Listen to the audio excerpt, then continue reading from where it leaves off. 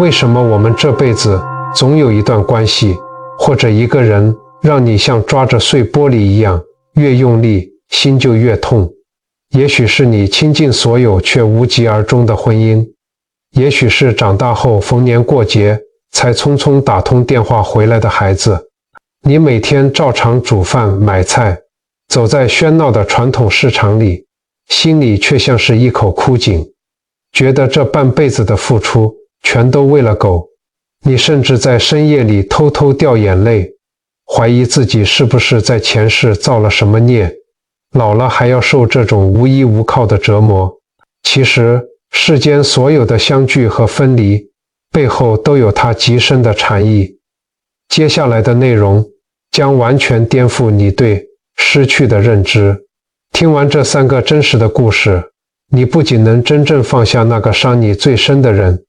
更能拿回属于你自己的平静晚年。我们凡夫俗子总以为紧紧抓住不放是一种深情，但佛家却说，世间一切的痛苦皆源于我执。你之所以会觉得痛彻心扉，是因为你潜意识里觉得，那个人是我的，这段感情是我的，这个家是我大半辈子辛苦建立的，它必须永远属于我。当你把缘分当成了私有财产，当失去发生的时候，那种被生生剥夺的撕裂感就会让你觉得生不如死。但请你静下心来想一想，这世上连我们自己的这副皮囊，这副躯体，到了最后都要毫无保留地还给天地。又有什么人，什么缘分，是你真正能死死攥在手里，强留不走的呢？弘一法师曾留下过一句极具智慧的箴言：一念放下，万般自在。这并不是一句高高在上、空洞乏味的安慰，而是极其通透的宇宙法则。强求不属于现在的因果，只会焚毁你仅剩的福报。为了让你真正明白这个道理，把心里的那个死结彻底解开，今天我为你准备了3个跨越时空的故事，他们或许就是你我，或者是巷口那位老邻居的真实缩影。现在，请你在心里做个深呼吸，把那些委屈和不甘心暂时放到一旁，让我们一起推开第一扇门，把时间先拉回遥远的宋朝。在当时的汴京城里，有一位手艺非常厉害的古董修复师，我们叫他宋师傅。宋师傅有一门绝活，叫做金扇，就是用天然的生漆混合极其珍贵的纯金粉，把破碎的瓷器重新粘合起来。修补过的地方不仅不会觉得破烂，反而会留下一道像闪电一样的金黄色纹路，有一种历经沧桑后的残缺之美，就像是给那些受伤的瓷器重新注入了灵魂。宋师傅有一位太太，叫做婉儿。婉儿是个脾气很刚烈、爱恨分明的女子，但对宋师傅却是百般的温柔。宋师傅每天在工作台前低着头修补，婉儿就在一旁帮他研磨金粉、煮茶递水。2个人结婚5年，从来没有红过脸，感情非常好，连邻里看了都羡慕，可以说是神仙眷侣。可是人生就是这么无常，佛经上说，诸行无常，是生灭法。这8个字落到凡人身上，就是一座压得人喘不过气的大山。有一天，婉儿正在厨房里熬着宋师傅最爱喝的莲子汤，突然间，她感到胸口一阵剧痛。那病来得太快太猛，是极其罕见的急性心疾。她手里正拿着她生前最喜欢的一只杯子，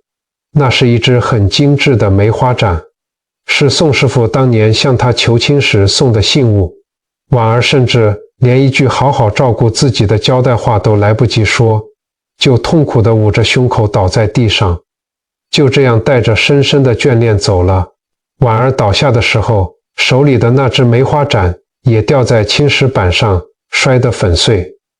太太走后，宋师傅整个人都崩塌了，他没办法接受这个残酷的事实，前一天晚上，婉儿还在灯下帮他缝补衣袖，还笑着说明天要去市场买条鲜鱼给他补补身子。他不明白，一个昨天还会对着他笑，会为他热饭菜，身体温热的人，怎么今天就变成一具冰冷的遗体了？这种爱别离苦，像一把钝刀，一点一点地割着他的肉。他不吃不喝，把工作室里所有的门窗都用厚厚的木板死死地钉住，不让一丝阳光透进来。他把自己关在那个又暗又闷的空间里，与世隔绝。他心里只有一个疯狂的念头，也就是佛家所说的极度我执。他要把那只摔得粉碎的梅花盏一片一片地拼凑回来。他偏执地相信，这只梅花盏上还有婉儿最后的温度和气息，只要用他的手艺把杯子修复好，太太的魂魄就能得到安息。甚至在他有些精神恍惚的时候，他觉得只要杯子圆满了，时光就能倒流，太太就会像往常一样推开门，端着热腾腾的莲子汤走进来。就这样，整整3个月过去了。宋师傅没日没夜地修着那只杯子，修古董本来就很伤眼，在那么暗的地方熬夜工作，对眼睛的伤害是毁灭性的。他的双眼布满了可怕的血丝，视力快速退化，看东西已经是一片模糊，几乎快要瞎了。有时候手指被碎瓷片割破了，鲜血混进了金漆里，他也浑然不觉。他整个人瘦得不成人形，头发乱糟糟的，散发着难闻的气味，像个在人间游荡的活死人。他把自己的生命活生生地殉葬在了一段已经结束的姻缘里。就在这一天，梅花盏只差最后一块小碎片，马上就要大功告成了。宋师傅发抖着双手，捏着沾满金粉的碎片，正准备拼上去，他仿佛已经听见了婉儿在耳边轻轻喊他相公的声音，嘴角甚至露出了一丝诡异的微笑。突然，砰的一声巨响，工作室那扇被钉死的木门被人从外面一脚狠狠地踹开，刺眼的阳光瞬间灌满了整个房间，扬起漫天的灰尘，刺得宋师傅根本睁不开眼。门口站着一位穿着破旧袈裟、云游四海的老禅师。禅师看着满地散落的工具，看着瘦得只剩皮包骨，快要瞎掉的宋师傅，再看了看他手里那只快要修好的梅花盏，禅师一句话都没说，大步走上前，一把从宋师傅手里抢过那只杯子，然后当着宋师傅的面，啪的一声，狠狠地将它砸碎在一旁祭拜用的香炉里。原本就要重生的梅花盏瞬间4分5裂，混进了厚厚的香炉灰里，再也分不清哪里是瓷片，哪里是灰烬。宋师傅彻底疯了，他像一头失去理智的野兽，发出撕心裂肺的哭喊，猛地扑进那一炉灰里。他的双手团命地在香灰里扒着找着，手指被锋利的碎瓷片割得鲜血直流，他也完全感觉不到痛。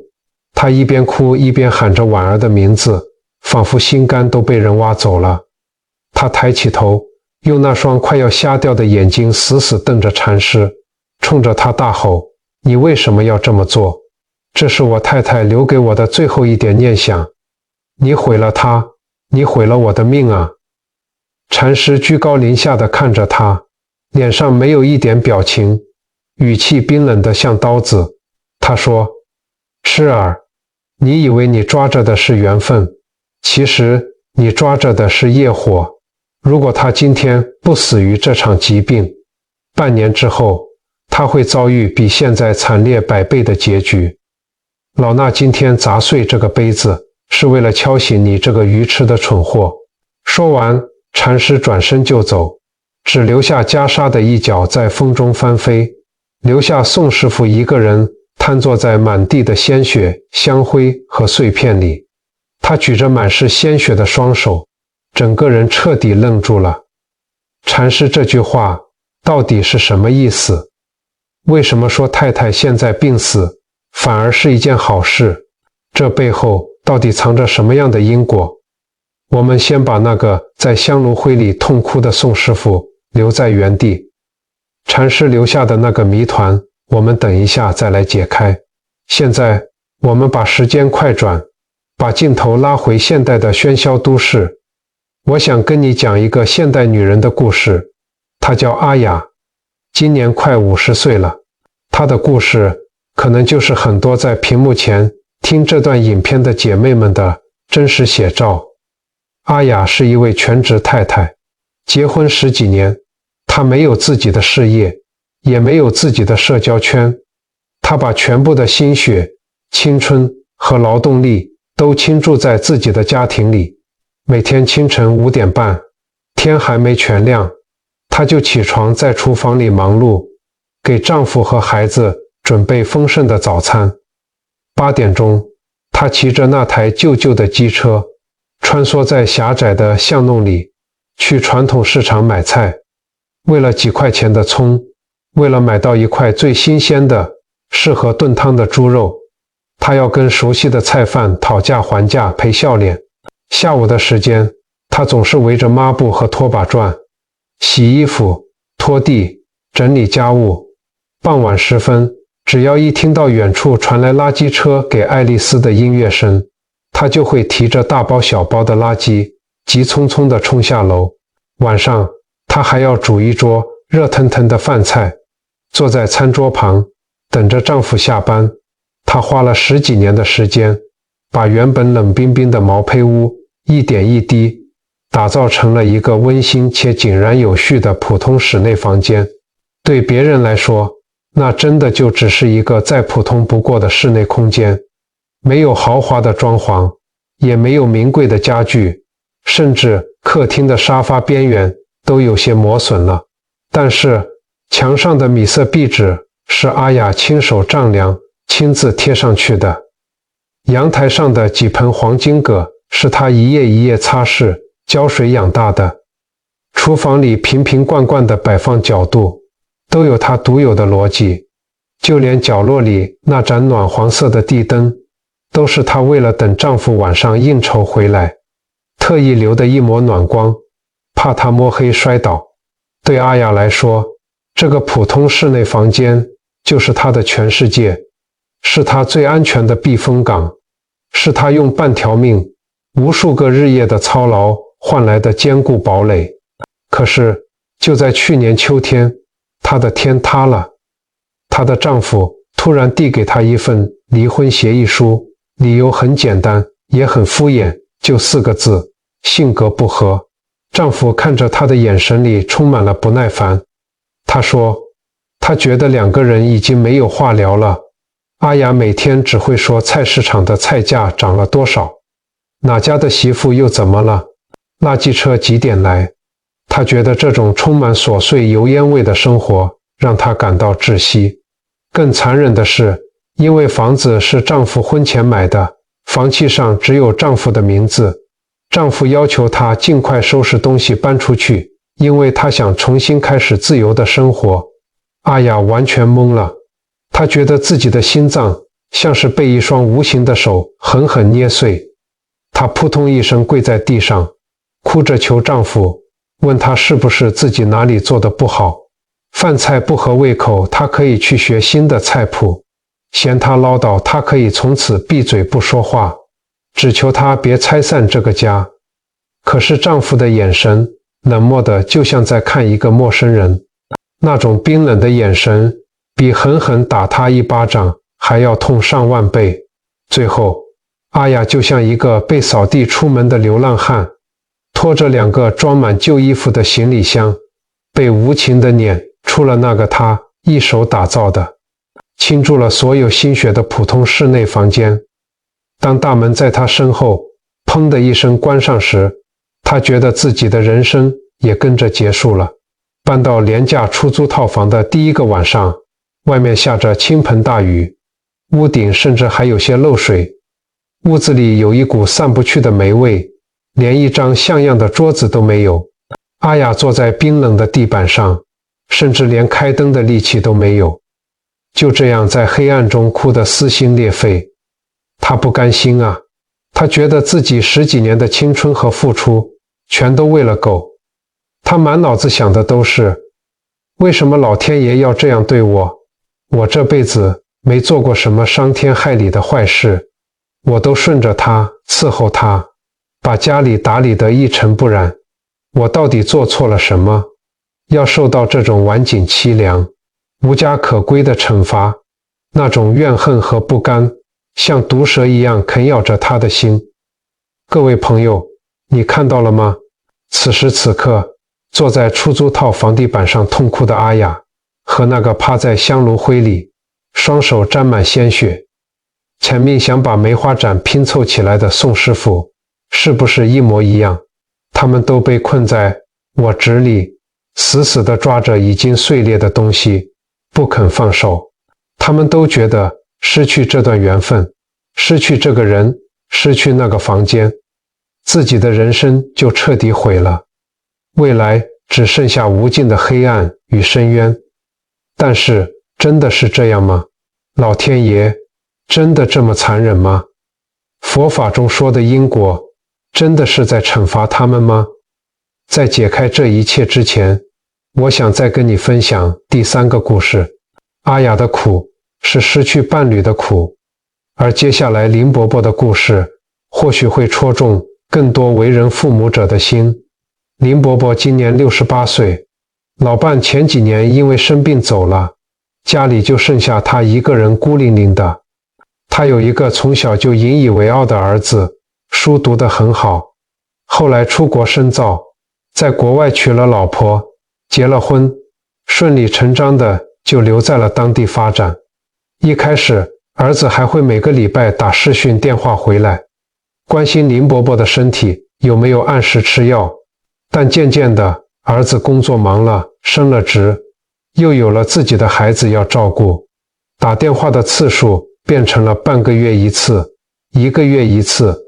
最后甚至只有在过年的那几天才会匆匆打个5分钟的招呼。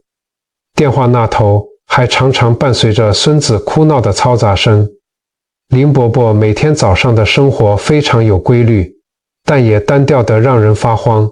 清晨4点半，老人家绝少，天还没亮就醒了。他会披上一件旧外套，打开客厅那台用了很多年的念佛机，听着里面传来单调却平静的梵音，然后他会走到附近的公园去甩甩手，做做平甩功。公园里有很多带着孙子来散步的爷爷奶奶，大家聚在榕树下，聊着孙子的趣事。林伯伯每次只能尴尬地在一旁陪笑，心里却酸涩得要命。运动完，他会走路去附近的早市，买一小块猪肉，一把青菜。每次在菜摊前，看着别人都是大把大把地买，他总是无奈地对老板说：“切一点点就好，一个人吃饭，这菜真的好难买，买多了吃不完，只能倒掉。”回到家，吃完简单的午餐，整个下午，林伯伯就坐在客厅的藤椅上，盯着墙上老伴的遗照，或者盯着那只一整天都不会响一次的手机发呆。房间里安静的连一根针掉在地上都听得见。他心里有一股很深很深的怨气，他觉得自己辛苦了一辈子，省吃俭用，连件新衣服都舍不得买，供儿子出国念书，把最好的都给了他，结果老了，却换来这样一个孤苦伶仃、无人问津的下场。他甚至在夜里偷偷抹眼泪，心想，是不是我前辈子造了什么孽，这辈子才要受这种孤独地狱的苦？我养儿防老，到底防了什么？直到有一天，林伯伯去附近的观音庙拜拜，顺便在庙里做做环保志工，帮忙整理信众供奉的水果。休息的时候，他遇到了一位住庙的师傅。林伯伯一边喝着庙里免费提供的乌龙茶，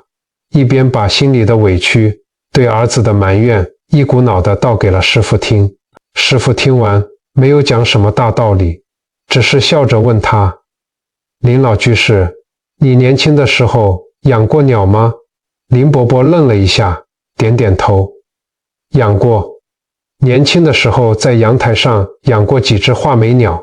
师父说，孩子啊，就像是你院子里的一根树枝上暂时停下来休息的鸟，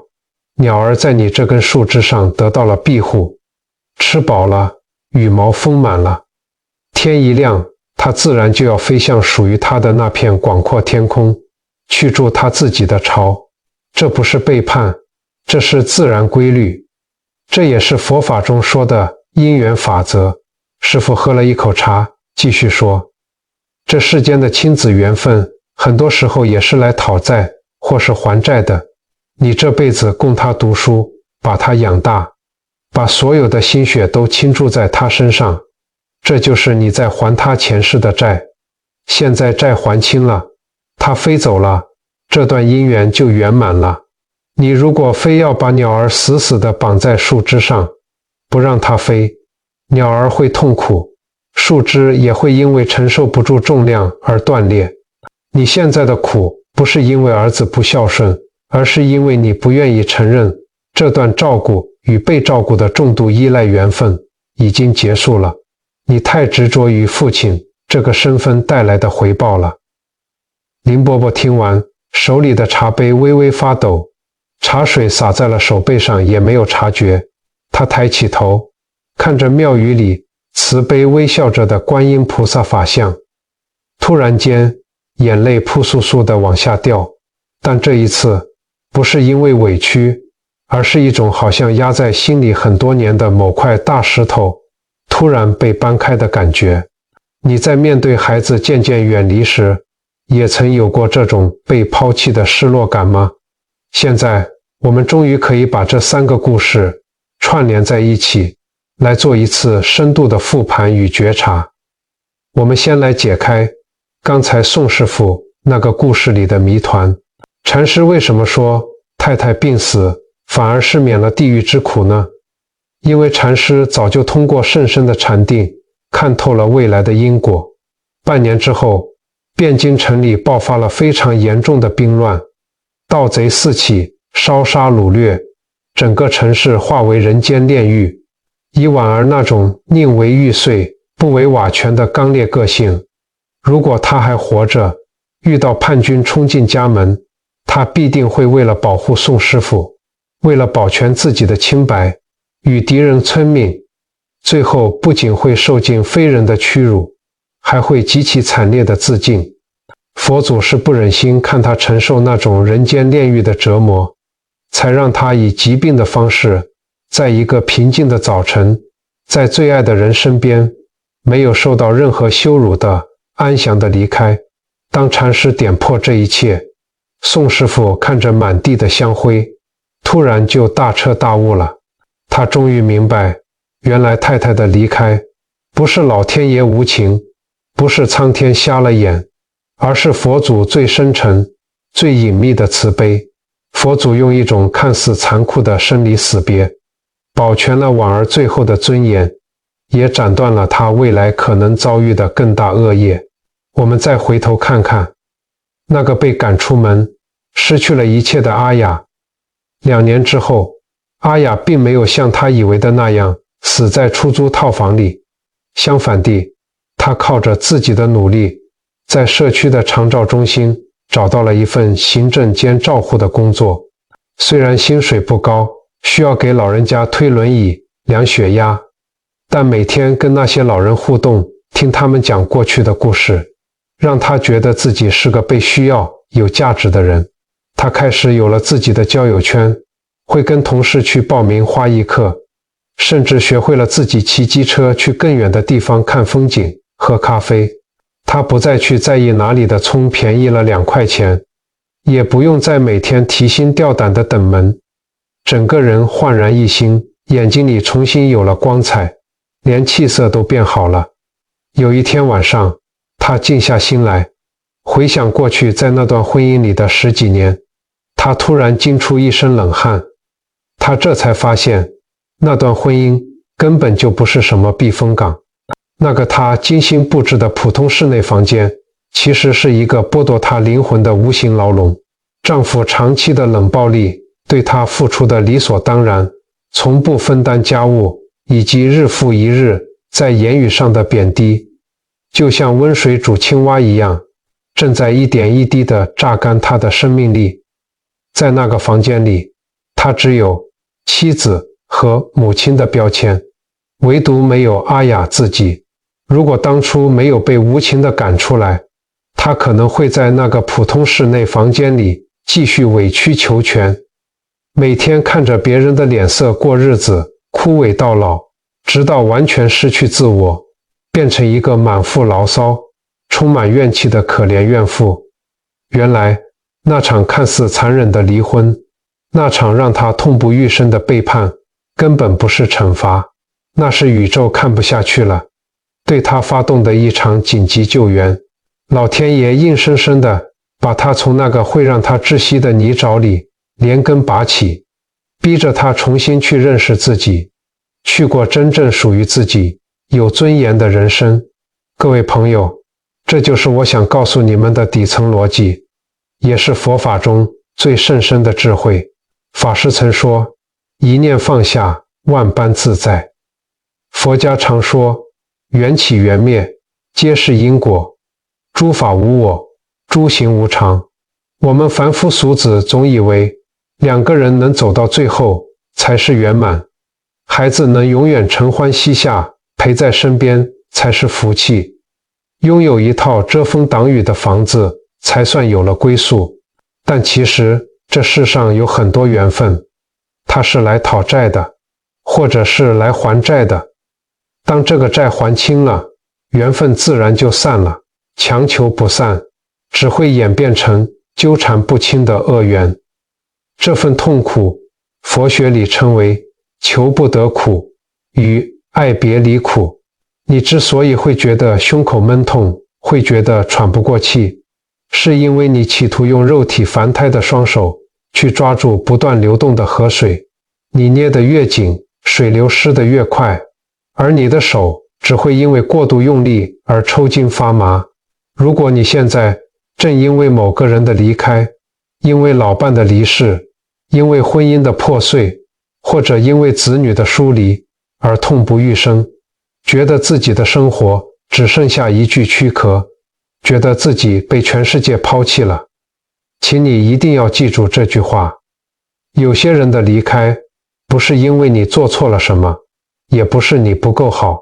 而是老天爷看到你在这段关系里太苦了，太委屈了。佛祖不忍心看你继续受折磨，才强行出手，帮你斩断了这段消耗你的孽缘。或者就像林伯伯的儿子一样，佛祖是在告诉你，你们彼此相欠的恩情已经在过去的几十年里两清了。接下来的晚年时光是佛祖留给你，让你好好爱自己，去完成你此生尚未完成的灵魂修行的。缘尽其实是替你挡灾。当你不再去问为什么是我，不再去怨天尤人，不再执着于那个回不去的房间或旧时光，而是学着双手合十，在心里默默地说一句，这一切都是最好的安排。你心里的那个死结瞬间就解开了，你会发现原来外面的天空还是那么蓝，传统菜市场里的叫卖声还是那么充满鲜活的生命力。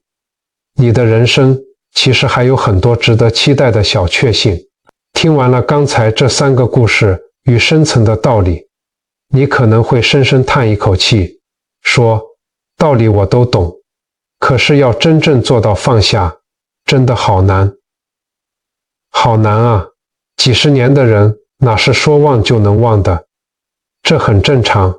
我们都是凡夫俗子，我们有血有肉，会痛会哭。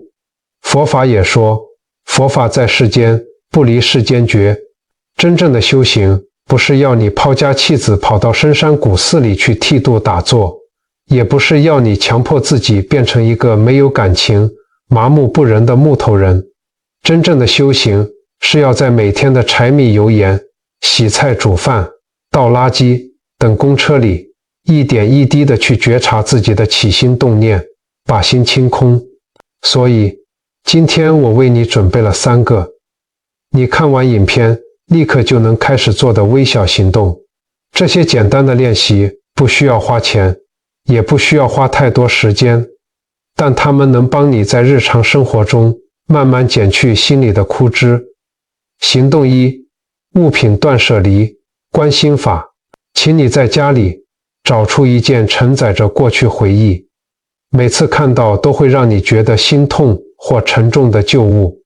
它可以是一件不再穿的衣服，可以是一个缺了角的杯子，也可以是一张积满灰尘的旧卡片。把它拿在手里，感受它的重量，深呼吸，在心里对它说一句：谢谢你曾经陪过我，但现在我不需要你了。然后平静地、果断地把它丢进垃圾桶。